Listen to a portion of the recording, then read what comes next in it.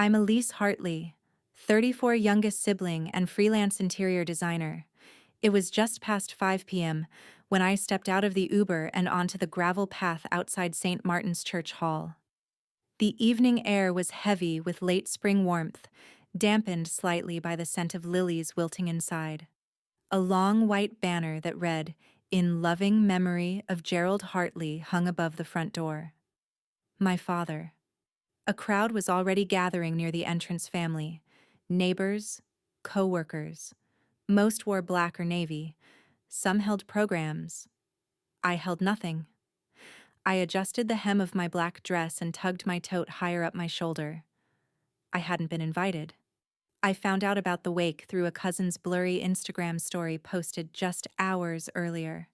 The family group chat hadn't pinged once. Not for me. As I reached the entrance, a tall man in a charcoal suit with an earpiece and clipboard blocked my path. "Name, please," he asked. "Elise Hartley?" I said, clearing my throat. He looked down at his clipboard, flipping a few pages. "I don't see you on the guest list." "I'm his daughter," I added quickly. "Youngest." He gave me a practiced smile. "I'm sorry, miss, but I've been given strict instructions only those listed may enter the hall. You can wait outside if you like." I could feel my cheeks flush, not with embarrassment but with the bitter sting of familiarity, of being sidelined, forgotten, or worse, deliberately erased. Before I could reply, I heard a familiar voice behind the doors, rising above the murmurs of the reception. My brother. Honestly, I don't know where Elise has been living these days.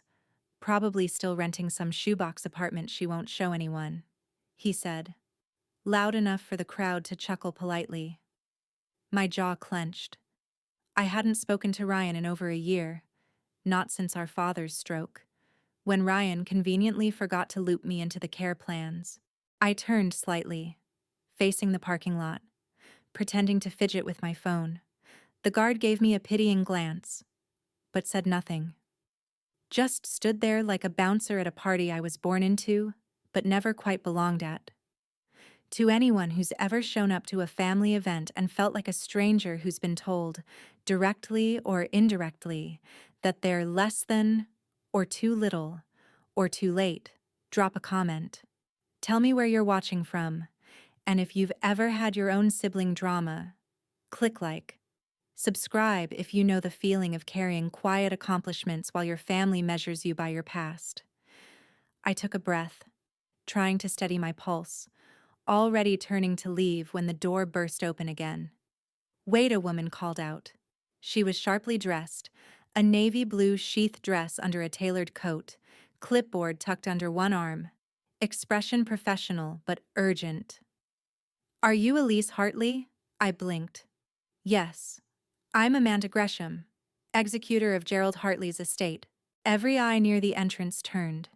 Mr. Hartley left specific instructions that his daughter Elise be granted access first, and she paused, lifting a set of brass keys tied with a black ribbon, that she received these today, in full view of the family. Gasps, some subtle, some not. Ryan appeared behind her, color draining from his face as he saw the keys dangling in her hand. Amanda stepped toward me and placed the keys in my open palm. "Your father left you the house."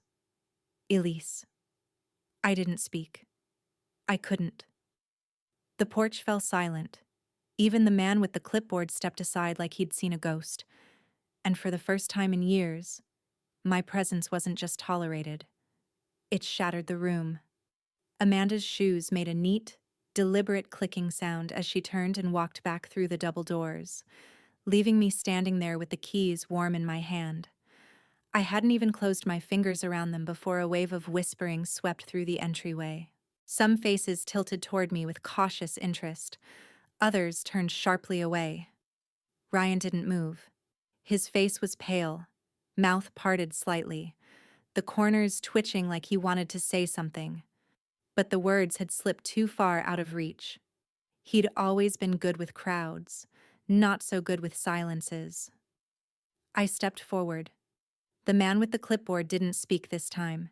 He just held the door open for me as if I'd always been meant to walk through it. The inside of the hall smelled like cologne and roses. I counted 5 wreaths, each with a placard and one photograph of Dad at his retirement party, the only one where he wasn't holding a drink. The tables were arranged like a wedding reception, neatly labeled name cards, a buffet of finger sandwiches and pasta salads. Somewhere, classical music played softly, awkwardly, behind the dull buzz of conversation. My mother was at the far end of the room, surrounded by friends from the church. She hadn't noticed me yet. I didn't go to her. I didn't go to anyone. Ryan caught up with me near the memorial table, the one with our father's ashes, his watch, his war medals, and an old family photo from 1996, back when Dad still had dark hair and I still wore glittery butterfly clips. "Elise?" Ryan said quietly. "What was that?" "What was what?" He lowered his voice, glancing toward the cluster of people by the windows, the keys, the house. "Amanda didn't say anything about that to me. Maybe because you weren't supposed to know until now," I said, setting my tote down by the edge of the table. His jaw tensed. "You haven't even lived there in over a decade." "Why would he?" I cut him off. "You mean, why didn't he leave it to you?" He didn't answer. I turned to face the urn, a smooth, matte gray ceramic, sitting in a small box draped with navy velvet.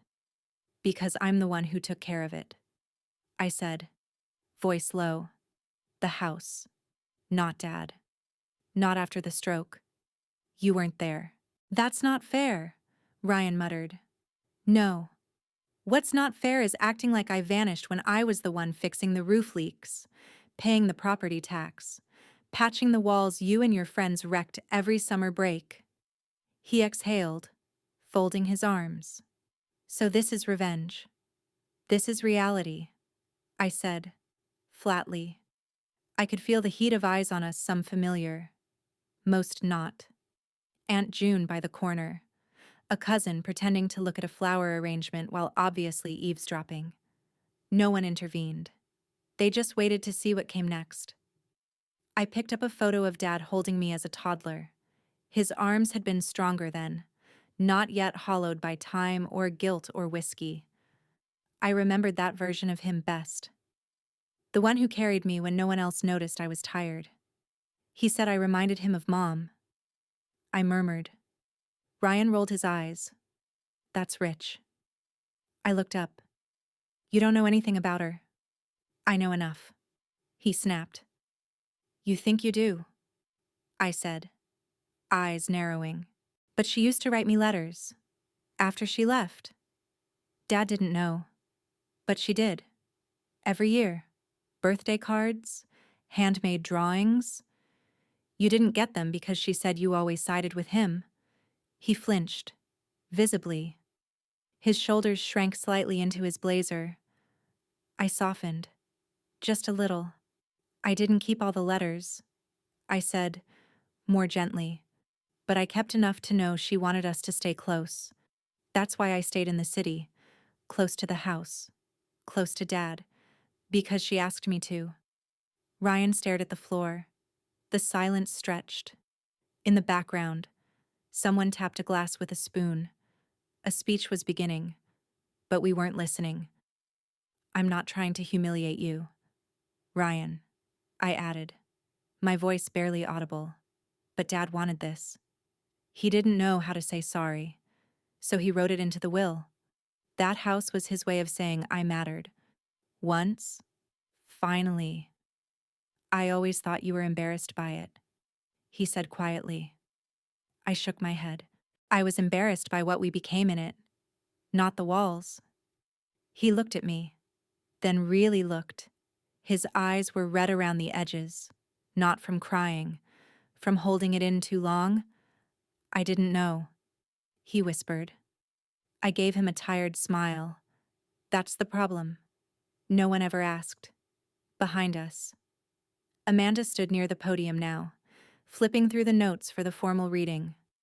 My name had been placed on the final page. I didn't need to read it. I'd lived it. Ryan shifted uncomfortably, like he didn't know where to stand anymore. You can still visit the house? I said suddenly. Nothing changes that. His eyes flickered up in surprise. I mean it, I added. I'm not locking it away like a trophy. I just want you to remember it's ours because I kept it standing, not because it was owed to me. He nodded slowly. Okay. Then, awkwardly, almost clumsily, he reached out and touched my arm. Just for a second. A strange, unsure gesture, but I felt it.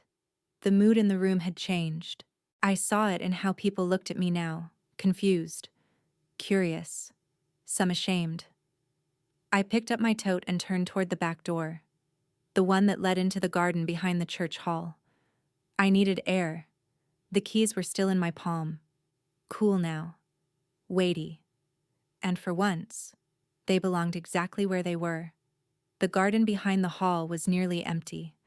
A narrow stone path wound through trimmed hedges and patches of forget-me-nots, ending at a small bench beneath an overgrown willow tree. I sat down slowly, tucking the house keys into the front pocket of my coat, as if they might slip away if I wasn't careful. The murmurs from the wake dulled behind the brick walls. From here, it was just birds, wind, and the faint hum of traffic blocks away. I leaned back, exhaling slowly through my nose, and let my shoulders fall for the first time that day. I thought of the house. I could see the chipped front steps, the blue shutters I'd painted myself one summer when I was 25, and broke. The way the mailbox always tilted slightly left no matter how often I tried to fix it. I remembered the sound the hallway floor made outside Dad's room, a creaking sigh that always gave me away when I tried to sneak past in the early hours. The truth was, I never wanted the house. I just didn't want to lose the last place where I still existed as someone's daughter. Footsteps approached slowly from behind. Not Ryan this time. Lighter. Softer. Elise. I turned. It was my cousin Clara, our aunt's daughter. Tall, striking, always put together in that effortless way that came from decades of silent maternal pressure. I thought you might be out here, she said, sitting beside me without waiting for an invitation. Her perfume was subtle and expensive, some faint floral note I couldn't place. Word travels fast inside. I muttered. She nodded. People are talking. Ryan's not exactly known for keeping things quiet when he's upset. I'm not trying to cause a scene. I know, Clara said. But you caused one anyway. A good one. I frowned. You think so? Absolutely, she said. You should have seen Aunt June's face, like someone told her the queen had been overthrown. I snorted. She never liked me. She never liked anyone who reminded her that approval isn't owed. You didn't chase their attention. You just existed. That threatened people more than you know. I turned toward her. Why are you telling me this now? Because it matters now, she said simply. And because I remember when you were 16 and I found you crying in the garage during Grandma's anniversary party. You said no one had spoken to you all night, not even your parents. My stomach tightened. That memory had faded to a dusty corner of my mind, one I rarely touched. You remember that? Of course I do, Clara said. You looked like you were trying to disappear into the lawn chair. I laughed lightly, a bitter sound. I probably was. You've always been the one to carry everything in silence, but silence doesn't mean absence. For a moment, neither of us spoke. The garden seemed to lean into our stillness. Clara reached into her bag and pulled out a small envelope. I meant to give you this earlier, she said, handing it to me. Dad gave it to me a week ago. Said he found it tucked into an old ledger in the garage while cleaning out your father's desk. I stared at the envelope. My name was scrawled in thick, trembling handwriting. Gerald's. No question. I opened it slowly. Inside was a single sheet of lined notepad paper. A few creases, a faint smell of old tobacco. Elise, I don't say things right. And I didn't raise you right either. But I saw you. Even when I acted like I didn't. I saw you fixing things I broke. I saw you visiting when no one else did. I saw you forgiving me before I ever deserved it. You were the only one who stayed quiet when I lashed out, and the only one who didn't hold it over me after. The house is yours, because I couldn't give you peace in life. But maybe this will help after. Keep the door open. Dad. I read the letter twice before folding it again with trembling fingers. Clara didn't say anything. She just waited. Her presence didn't demand attention. It gave me room. Thank you, I said finally. My voice cracked on the second word. She squeezed my hand briefly. He was a hard man to love. Elise. But you did it anyway. That counts for something. I stared at the willow tree. Its long green tendrils moved slightly in the breeze, curtain-like and quiet. I don't know what I'm supposed to do now, I admitted. The house is just walls and plumbing and old furniture, but somehow it feels heavier than anything I've ever owned. Maybe you don't need to do anything, Clara said. Not yet. Just sit with it. Let it be a house again before it becomes anything else. The sun shifted, angling down behind the church steeple.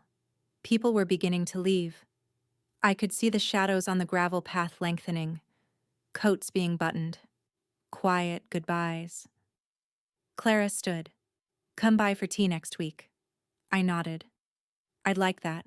She smiled. You know, you always made people nervous because you didn't need to be the loudest. Some of us admired that. Some of us envied it. I tilted my head. Which were you both? She said, before walking back toward the hall. Alone again. I unfolded the letter one last time. My name in his writing still looked strange, like a language he never learned to speak fluently but tried anyway in the end. I slipped it back into the envelope and tucked it beside the keys in my pocket. When I finally stood, the weight of them no longer felt heavy. They felt earned. By the time I made it back through the church hall, most of the guests had already left. A few plastic cups sat half full on the corner tables, and someone had started clearing the buffet, scraping coleslaw and cold pasta into a trash bag with the kind of robotic grace that comes after hours of polite smiling. The air was quieter now, less perfume, more Lysol. Ryan was leaning against the far wall near the coat rack, tapping his phone, then looking up like he'd been waiting. He put it away when he saw me. You leaving? He asked. Yeah, I think I've been here long enough. He nodded, shifted his weight. I told Mom you got the house, and she said she wasn't surprised. I blinked. Really? She said you reminded Dad of someone he lost too soon, and he didn't know how to carry that. I folded my arms. That's poetic. Did she say it before or after she side-eyed me like I was a stranger with a crowbar? She's complicated, he muttered. Always has been. That was the most generous thing either of us had said about her in years. I reached for my coat, tugging the sleeves straight. You know I'm not coming to the family brunch tomorrow. I figured. Are you? He gave a weak laugh. Someone has to explain why your name's on the deed. I looked at him. You don't owe anyone explanations. Neither do you, he said. And for the first time, he meant it. We stood in silence again, neither of us moving. There were too many things between us. Childhood Christmases where I got books and he got gadgets. Teenage years when I disappeared into internships while he stayed local. Summers we spent pretending we were close but orbiting different stars. And yet, this moment of standing quietly at the end of a wake, with words we didn't have the vocabulary to say it meant something. I'll come by the house next week, he said eventually. If that's okay. It is. He gave a small nod, then stepped aside to let me pass. Outside. The sky was deepening, pale violet turning navy. The parking lot was mostly empty, and I walked past Dad's old neighbor, Mr. Lennox, who gave me a polite nod without seeming to recognize me. I used to mow his lawn for $5 when I was 12. The Uber arrived in a quiet hush, headlights cutting across the pavement. I slid into the back seat, the keys still tucked in my pocket, and gave the address I hadn't spoken aloud in over 3 years. 143 Tanglewood Lane, I said. Take the long way. The driver didn't ask why. He just nodded. We drove past streets I used to walk after school, corners where I once smoked stolen cigarettes and thought I was clever, the diner where Dad took us for pancakes after church. Before he stopped going to church and then stopped talking about anything sacred at all. The house appeared just as I remembered. 2 stories. Brick. Faded blue shutters. One gutter still slightly loose near the right corner. The porch light hadn't been changed in a year, it flickered softly like an uncertain candle. I stepped out and stood for a while on the sidewalk, letting the wind pick up the hem of my coat. My shoes crunched the gravel softly as I moved toward the steps. There was a note taped to the door. It was Ryan's handwriting this time. Didn't want you to come home to a dead bulb. Hope this one lasts longer than the others. R. Above the note. A new porch light glowed steady and warm. The keys fit easily into the lock. Inside, everything smelled the same aged wood, a hint of old leather, and the faint trace of pine cleaner that never quite masked the years. The living room was empty except for the sofa Dad refused to get rid of, and the grandfather clock that hadn't worked since 2012. I didn't turn on the lights right away. I just stood there in the dark, hearing the creak of the floorboards beneath my feet, and the distant sound of the refrigerator humming like a tired old friend. Upstairs, the master bedroom door was slightly ajar. I pushed it open. Slowly. The bed was still made, the duvet folded in the military way Dad learned in his youth. Hospital corners sharp as ever. The lamp on the side table still had the same beige shade. The drawer still had the little brass lion-shaped knob I'd installed for him when his fingers started to shake too much. I sat at the edge of the bed. My fingers drifted toward the drawer and opened it. Inside, folded neatly, was a small pile of papers. Not legal, not official, just drawings, childish ones. My handwriting at 7, 9, 12, crayons, pencils. To Daddy. Happy birthday. You're the best. I love you even when you yell. He kept them. Even when I thought he'd thrown me away. He kept them. I sat there for a long time. Eventually, I walked back downstairs and turned on the lamp in the living room. The light warmed the walls. I pulled out my phone, snapped a picture of the entryway, and sent it to Ryan. Thanks for the bulb. It's warm in here. He replied a minute later. It always was. You just couldn't see it from where you stood. I smiled. Not because it made sense, but because it almost did. I locked the door from the inside. Then, I took off my shoes, hung my coat, and finally sat on the couch like I belonged. Because now, I did. The next morning, I woke to sunlight pouring through the dusty blinds in the living room. I'd fallen asleep on the couch, the throw blanket still tucked behind a cushion, the scent of the house settling into my hair and sleeves like a memory that wouldn't leave. For a moment, I just stared at the ceiling, watching a patch of light flicker across the cracked plaster. A spider had made a web in the corner above the fireplace, a small thread trembling with the morning breeze. I didn't move. I didn't want to. It was the first time in years I hadn't woken up to the anxiety of rent or deadlines or city noise clawing at my mind. Just this strange stillness, both unfamiliar and entirely mine. I eventually rose, barefoot, tiptoeing across the cold wood floor to the kitchen. The old tile clicked under my toes. I opened the cabinets out of habit. Cereal boxes well past expiration, a bottle of Worcestershire sauce older than me, mismatched mugs. One had a faded smiley face and the words, "World's okayest dad." I poured a glass of water, the faucet sputtering slightly before settling into a steady stream. The water here always tasted like minerals and rust. I took a sip anyway. At 8:13 a.m. There was a knock on the door. I tensed. I wasn't expecting anyone. No one even knew I'd slept here. I peeked through the curtain. Outside stood Mrs. Klein from 2 houses down. She held a small plastic bag and a container with a blue lid. Her cardigan matched the color of her front door lavender. Floral, slightly faded by sun. I opened the door. "Elise," she said, eyes twinkling behind her oversized glasses. "I hoped you were here." "Hi, Mrs. Klein." I saw the porch light was on. "Figured someone finally came home." She lifted the container. "I brought over some lemon loaf. Still warm. Thought maybe you could use something sweet." I smiled and stepped aside. "Would you like to come in?" She paused. "Just for a moment.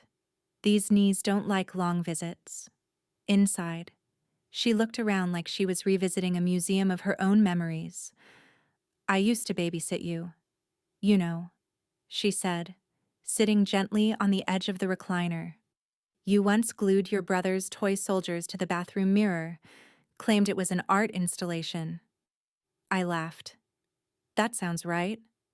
She handed me the lemon loaf. "I was sorry to hear about your father. He could be difficult, but I always thought he loved you in his own way."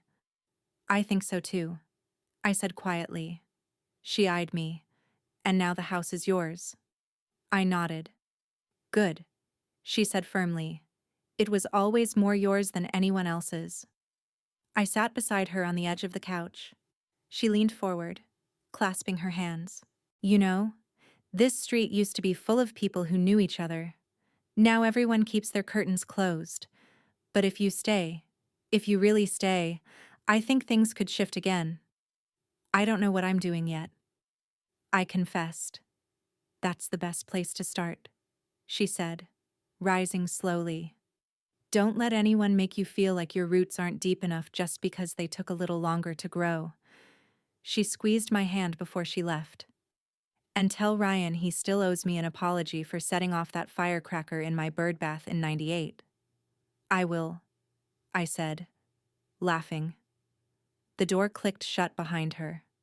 I stood there for a minute longer, holding the lemon loaf like it was sacred. That afternoon, I took a walk through the backyard. The grass had grown tall, curling over the edges of the brick path that led to the old shed. A rake leaned drunkenly against the fence, and the swing Dad had built when I was 7 still hung by one chain, gently creaking in the wind. I sat on the back step and pulled out my phone. There was a message from Ryan. "Mom's asking about you. She says she didn't know you'd come back." I told her it wasn't about coming back. "You never really left." I stared at the screen. Then I typed. "I don't need her to apologize, just to stop rewriting me out of the story." His reply came 2 minutes later. "Maybe let her hear you say that." Out loud. "She's coming by the house tomorrow." I didn't tell her not to. I closed the phone. The idea of seeing her in this space made something twist behind my ribs. But maybe it was time. That evening, I cleared out the upstairs bedroom, the one that used to be mine. I opened old drawers filled with forgotten journals and folded letters and ticket stubs from movies I barely remembered. I found a tiny ceramic turtle I'd made in 5th grade, its shell painted blue and gold. I placed it on the windowsill, facing the street. That night, I made tea in the chipped kettle, sat on the porch, and watched the neighborhood windows light up one by one. Someone across the street played jazz too loud. A dog barked 2 houses over. The world felt ordinary, and in that ordinariness, I felt real. The next day, at 10:01 a.m., my mother rang the doorbell. I waited 3 seconds before answering. She wore a pale gray coat and her church pearls, the ones she only brought out for important moments or guilt. "Hi, Elise," she said. "Come in."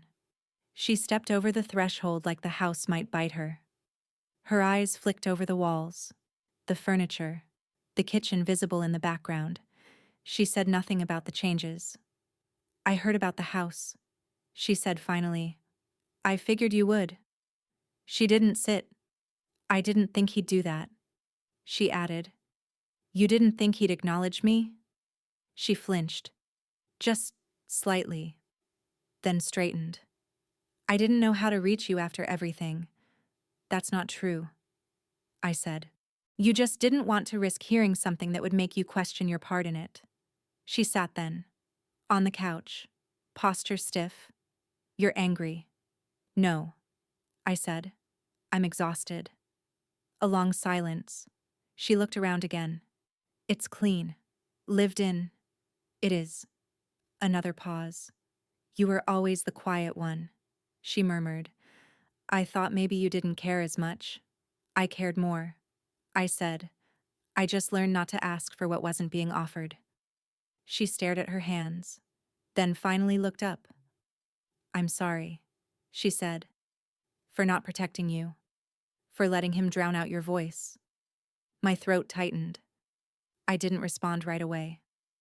"I'm not asking you to fix it," I said. "I just want space to exist in this family without having to prove I belong." She nodded, and for the first time, she didn't try to argue. She reached into her purse and pulled out an envelope. "He wrote me something too," she said, placing it on the table. "Said to give it to you if I ever came here." I didn't open it. Not yet. We sat quietly, the house breathing around us. No fight, no resolution, just a pause. And maybe that was enough. My mother left after 20 minutes. She didn't stay for tea. She didn't ask to walk through the rooms. But before she stepped back out into the sunlight, she paused in the doorway and touched the frame with her fingertips just lightly, like it was something alive. Then she looked back at me and said, "It's good to see the house looking like a home again." I didn't answer. I just nodded, and then closed the door gently behind her. The envelope she had left sat untouched on the side table. I wasn't ready to read it yet. Some letters are heavier before they're even opened. That afternoon, I wandered from room to room, cleaning as I went. I found old receipts in drawers, curtain rods in the hall closet, half-used candles in the bathroom. The vacuum was still in the same spot it had been years ago, wedged behind the pantry door, its cord tangled like a memory never unraveled. I lit one of the candles. A soft vanilla scent filled the living room as I sank back into the couch and finally turned on the television, nothing too loud. Just background noise. Something to remind me I didn't need to be alert anymore. At dusk, Ryan came by. He didn't knock. He just walked up the porch like he always had, leaned in the doorway, and said, "Want to come see something?" I didn't ask what. I grabbed my coat and followed. He took me down the street to the old vacant lot behind the high school. A new construction site had started there, a future community center, according to the banner. But that's not why he brought me. "You remember the willow tree?" he asked, pointing to the far corner. I did.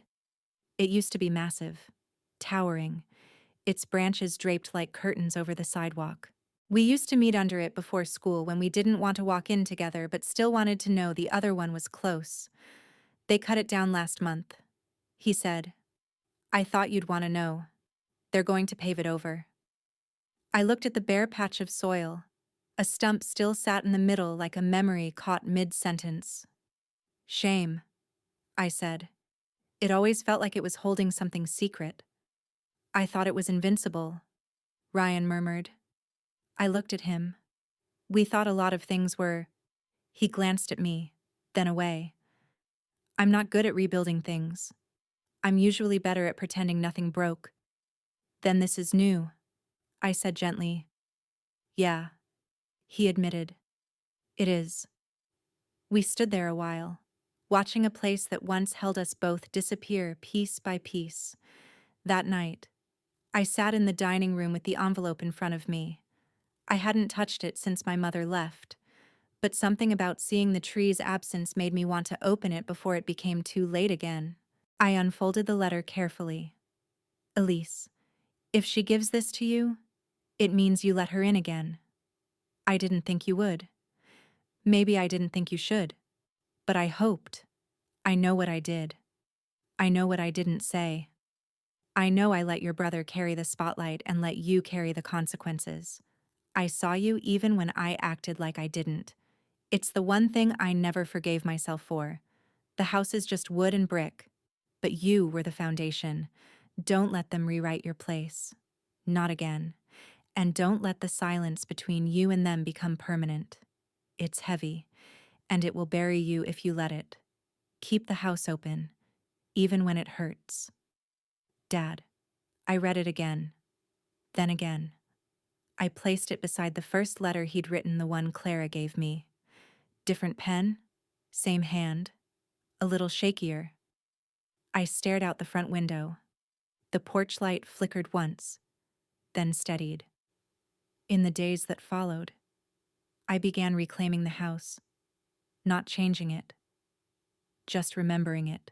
I cleaned out the garage, swept away years of dust, found a box labeled Elise's school stuff in Dad's handwriting. Inside were my third-grade spelling bee certificate, a ribbon from a science fair, and a sketch I made of the house when I was 11. He'd kept that too. I called a contractor to fix the porch rail. I asked Mrs. Klein for a recommendation on a gardener. I found my grandmother's crock pot buried in the basement and left it running one night with stew bubbling inside. Ryan dropped by with a new smoke alarm. Clara brought over a houseplant. Even my mother called once to say she had found a photo of me as a toddler asleep in Dad's lap, and would I like to have it? I said yes. I didn't throw away the old things. I placed them in drawers, on shelves, tucked behind glass in the hallway cabinet. I wanted people to see that time had passed here, but that it had not passed in vain. One morning, I opened the curtains in the upstairs bedroom and watched the light fall in patterns on the carpet. I'd spent so many nights here staring at the ceiling, afraid of what I'd grow up to be. Now I was here again, different, but still myself. I heard voices outside, children riding bikes, dogs barking, a couple arguing lightly over whether they locked the car. Life was happening, and I was in it. That evening, I opened the front door and sat on the porch, the house behind me glowing with the warmth of a home in use. I looked down the street. A woman passed with a stroller. She smiled at me like I belonged. I smiled back. Ryan had been wrong about one thing. This wasn't about returning. It was about finally arriving and letting that be enough.